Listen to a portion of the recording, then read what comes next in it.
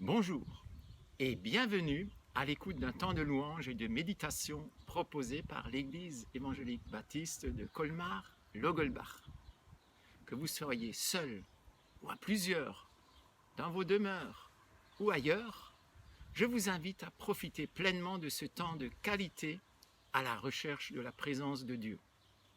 Pour commencer, joignons-nous à Stéphanie pour exprimer par le chant notre reconnaissance et notre adoration à Dieu, en chantant combien il est merveilleux, en le remerciant pour sa présence dans notre vie.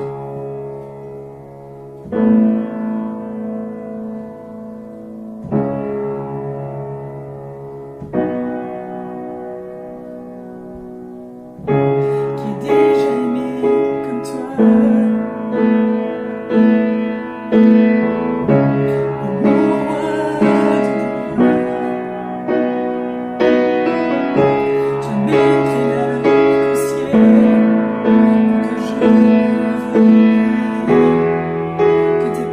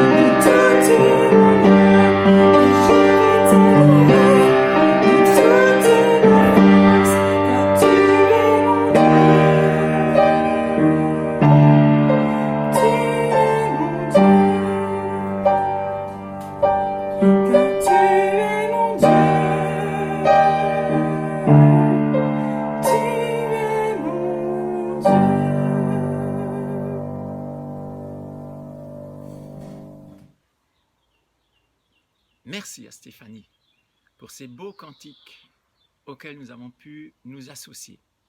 À présent, soyez encouragés par le message que j'ai à cœur de partager. Le sujet est franchir la porte de la liberté.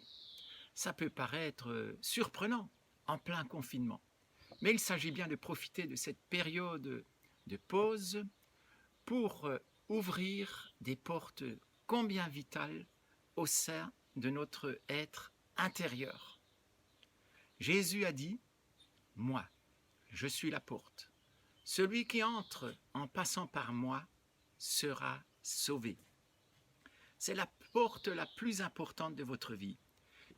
Il est intéressant de faire une recherche sur la signification des portes dans la Bible, car ce sont des métaphores pour des opportunités, pour toutes sortes de choses que Dieu veut faire dans nos vies.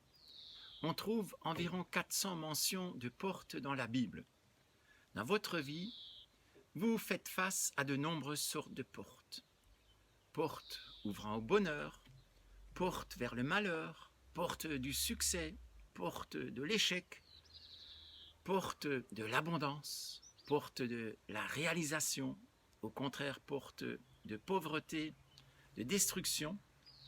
Votre réussite, votre bonheur dans cette vie dépendra des portes que vous aurez franchies ou pas. Le souci est que souvent nous prenons la mauvaise porte. Et quand on passe par une mauvaise porte, ça peut parfois prendre des mois, voire des années, pour retrouver le bon chemin. Alors, aujourd'hui, je voudrais vous parler de la porte de la liberté. Jésus dit, je suis la porte, celui qui entre en passant par moi sera sauvé, sera donc libre. Dieu veut que vous soyez libre. C'est d'ailleurs un grand thème dans les Écritures.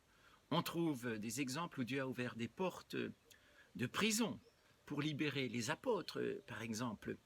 Il est dit dans Acte 5, pendant la nuit, un ange du Seigneur ouvrit les portes de la prison et fit sortir les apôtres.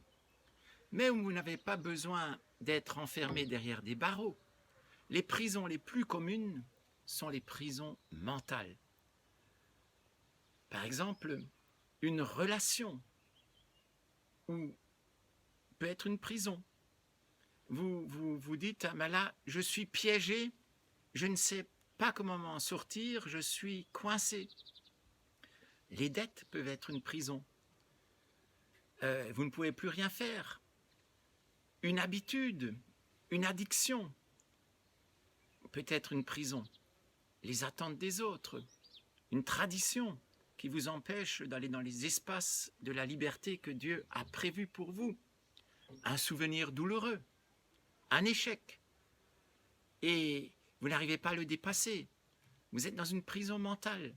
Les émotions négatives peuvent aussi devenir des prisons, comme le découragement, la dépression, la déception, le désespoir, la culpabilité, la honte. Je voudrais plus précisément parler de 3 sortes de prisons. Jésus est la porte, la sortie. Comment Dieu fait-il sauter les verrous de la porte de la prison dans laquelle nous pouvons nous trouver? Alors il y a 2 actions principales de Dieu. La première, souvent, il secoue les éléments. Il permet un tremblement de terre dans votre vie. Il y a un exemple de prison physique ouverte par Dieu en faveur de l'apôtre Paul et de Silas. Dans Acte 16, il est dit, tout à coup, il eut un violent tremblement de terre qui secoua les fondations de la maison. Toutes les portes s'ouvrirent aussitôt et les liens de tous les prisonniers se détachèrent. Paul et Silas et leurs compagnons d'infortune ont été libérés à cette occasion. Alors, Dieu secoue nos croyances et donc c'est pour nous faire réfléchir, pour qu'on se dise, mais voilà, j'ai toujours pensé de telle manière, mais peut-être que je pourrais envisager autre chose. La deuxième action de Dieu, il nous branche à la puissance de la résurrection dont il est question à Pâques, quand Jésus-Christ est ressuscité il y a 2000 ans. L'événement le plus puissant de l'histoire, cette puissance qui a ressuscité Jésus-Christ, est disponible chaque jour pour vous. Vous allez dire que je plaisante. Non, je suis absolument sérieux. Voici ce que dit la Bible dans l'Épître aux Éphésiens chapitre 1, une prière de l'apôtre Paul. Je prie que vous compreniez quelle est la puissance extraordinaire dont il dispose pour nous les croyants. Cette puissance est celle-là même que Dieu a manifestée avec tant de force quand il a ressuscité le Christ d'entre les morts. Waouh! La même puissance qui a roulé la pierre du tombeau de Jésus et qui a ressuscité Jésus est capable de briser les verrous de votre prison. Jésus est ressuscité pour vous libérer de vos prisons. Dieu ne désire pas que vous viviez emprisonnés, comme des esclaves, une vie captive de la culpabilité, de la douleur, toute autre chose. Il veut que vous viviez une vie de liberté. Voici quelques versets à l'appui de ce que je dis. Jésus a dit au début de son ministère, « L'Esprit du Seigneur m'a envoyé pour proclamer la délivrance aux prisonniers. » Puis voilà une autre parole de Jésus dans Jean chapitre 8, « Si vous restez fidèles à ma parole, vous êtes vraiment mes disciples. Vous connaîtrez la vérité, et la vérité vous rendra libre. Si le Fils, c'est-à-dire Jésus, vous libère, vous serez vraiment libre. » C'est intéressant de souligner ce mot « vraiment ». C'est la vraie liberté. C'était déjà utilisé pour Jésus. Il est vraiment ressuscité. Et maintenant, vous serez vraiment libre. De nos jours, il y a toutes sortes de faussetés qui circulent. Vous savez que ça se dit des fakes en anglais, des fausses saveurs, de faux arômes, de fausses fleurs, de fausses nouvelles, la désinformation, fake news. Mais ici, il est question de la vraie liberté, pas d'une fausse liberté. Dans 2 Corinthiens 3, l'apôtre Paul écrit « Là où l'Esprit du Seigneur est présent, là est la liberté. » Voilà votre appel. La Bible dit aussi, je vais aller dire dans Galates 5, « Vous avez été appelés à la liberté. » Ça, c'est notre appel. Dieu veut que vous soyez libres, pas être dans des hauts et des bas et des hauts, mais dans des espaces grands ouverts de la liberté qu'il veut que vous viviez pleinement. Jésus a prévu pour nous une vie abondante. Avant d'entrer dans cette vie abondante, il y a quelques étapes à franchir. Vous avez besoin d'être libre au moins de 3 prisons mentales. On n'y pense pas souvent, mais chacun de nous est tombé dans ces pièges et a besoin de s'en sortir. Alors rapidement, la prison des faux semblants. On passe tellement de temps, on donne de l'argent, de l'énergie pour donner une image de ce qu'on n'est pas vraiment finalement. Quel est le véritable moi? Et il y a le masque, celui-là il ne faut pas le porter, du bien paraître, de dire que je me sens bien, j'ai tout ce qu'il faut. Et on veut en fait plaire aux gens. Salomon nous dit dans Proverbe 29, au verset 25, « Avoir peur des êtres humains représente un piège. Mais celui qui se confie dans le Seigneur est en sécurité. » Le fait de toujours vouloir répondre aux attentes des autres, c'est quelque chose qui ne va pas. Vous ne pouvez plaire à tout le monde. Et vous n'avez pas à plaire à tout le monde. Vous n'avez pas besoin de cela pour être heureux. Alors, c'est là que certains rentrent dans le perfectionnisme. Je veux être parfait pour être aimé. Or, vous ne l'êtes pas. Alors vous faites semblant. Comment est-ce que je sors de la prison du faux semblant. Eh bien, il suffit de changer de perspective et de porter son attention sur ce que Dieu pense. Il vous connaît et il vous aime inconditionnellement. Si vous vivez pour Dieu, cela simplifie votre vie. Vous vivez pour l'approbation d'une personne. Et ce que Dieu veut faire est toujours la bonne chose à faire. Si Dieu m'aime et que je m'aime, que j'aime mon prochain, mais que vous ne m'aimez pas, c'est votre problème. Vous n'êtes pas captif des opinions et des attentes des autres. Concentrez-vous sur Dieu et non pas sur vous, voilà, sur les autres non plus. Le psaume 119 au verset 45 nous dit « J'avancerai libre dans la vie, car je me soucie de ce que tu exiges. » Jésus dit « Je suis la porte pour sortir de la prison du faux semblant, du perfectionnisme. » Deuxièmement, Jésus est la porte pour sortir de la prison du non-pardon. Nous avons tous besoin de pardon et de pardonner. Le non-pardon apporte plein de mauvaises choses, la rancœur, la colère, la violence, la déprime.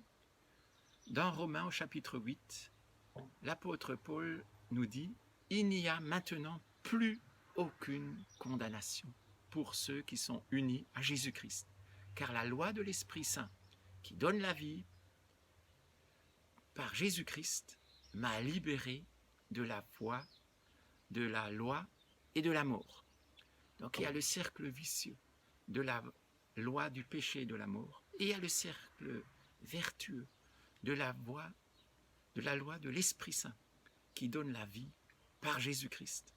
La rancœur nous rend misérables. Et Jésus dit lui-même, si vous ne pardonnez pas aux autres, votre Père ne vous pardonnera pas non plus vos fautes. C'est qu'il savait que c'était vraiment pour notre bien et pour le bien de notre prochain. Et troisième prison mentale, nous avons besoin d'être libres de la prison de la peur. Toutes sortes de craintes nous assaillent. Et quand vous vous disiez « je me sens stressé, je me sens angoissé, je suis tendu », en fait c'est une forme de crainte. Et la crainte limite votre vie. Même au jour de Pâques, il y a 2000 ans, lorsque Jésus s'est relevé de la tombe, eh bien, les apôtres qui n'étaient pas encore au courant avaient fermé à clé l'endroit où ils étaient, car ils craignaient les autorités religieuses. Et Jésus, nous disait-il dit, vint, et debout au milieu d'eux, il leur dit, « La paix soit avec vous. » Certains ont fermé la porte de relation parce qu'ils ont été déçus par des êtres humains et puis ils se ferment. Certains vont jusqu'à fermer la porte à Dieu. C'est une crainte. Vous n'avez pas à craindre Dieu. Son amour est absolument inconditionnel. Car l'amour de Dieu n'est pas basé sur ce que vous faites. Il est basé sur qui il est. Dieu est amour. Comment sortir de la prison de la peur? Eh bien, 3 petites étapes. Se rappeler combien Dieu m'aime. Ça, c'est vraiment le meilleur antidote contre la peur. Il y a une panique qui arrive. Eh bien, vous faites une pause et vous vous rappelez Dieu m'aime. Son amour est inconditionnel, complet, éternel. Dans la première épître de Jean, au chapitre 4, il est dit « Dieu est amour ». Celui qui demeure dans l'amour demeure en Dieu, et Dieu demeure en lui. L'amour parfait exclut la crainte.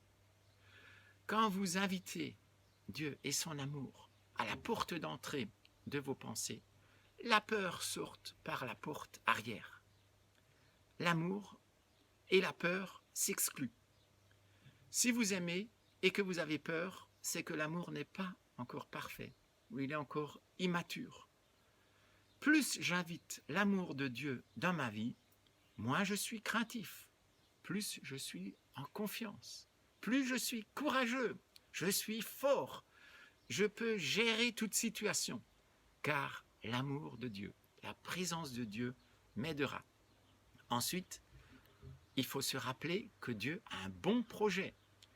L'Épître aux Romains, chapitre 8, au verset 28, nous dit « Nous savons », non pas nous supposons ou nous espérons, nous savons que toute chose contribue au bien de ceux et celles qui aiment Dieu et qu'il a appelés selon son projet. Dieu peut tirer du bien du mal.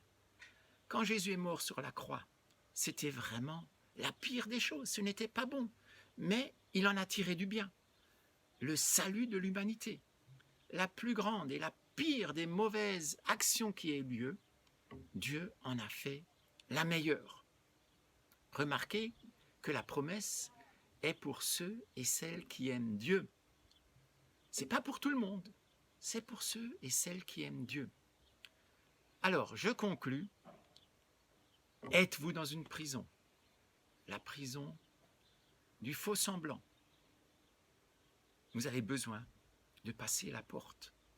Êtes-vous emprisonné dans la prison du non-pardon, de la rancœur, de la rancune? Cela ne vous aide pas et cela n'aide pas ceux qui vous entourent.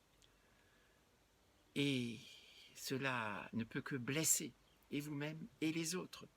Demandez à Dieu d'entrer dans cette démarche du pardon. Peut-être êtes-vous dans la prison de la crainte. Vous avez des craintes. En fait, peut-être personne ne le sait. Sinon Dieu, lui le sait. Et il vous dit, si seulement tu te laisses toucher par mon amour, tu seras changé. L'adoration fait évacuer toutes les craintes, les soucis. Jésus dit, je suis la porte. Avez-vous franchi cette porte vers la liberté?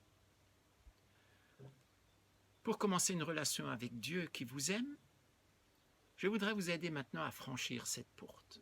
Je vous invite à prier Dieu. Seigneur, je suis fatigué. Fatigué des faux semblants, fatigué du stress, du perfectionnisme. Je suis fatigué de souvenirs qui ne font que causer de la douleur dans ma vie. Et Seigneur, tu connais les craintes secrètes de ma vie. La peur que si quelqu'un me connaissait vraiment, il ne m'aimerait plus. La peur du rejet. Je t'apporte tout ce qui m'emprisonne, mes regrets, les rancunes, les soucis, les craintes. Je n'en veux plus. Je veux la liberté que tu as promise. Je franchis la porte de la liberté. Grâce à ton Fils, Jésus-Christ. Je veux te suivre. Viens dans ma vie. Remplis-moi de ton amour.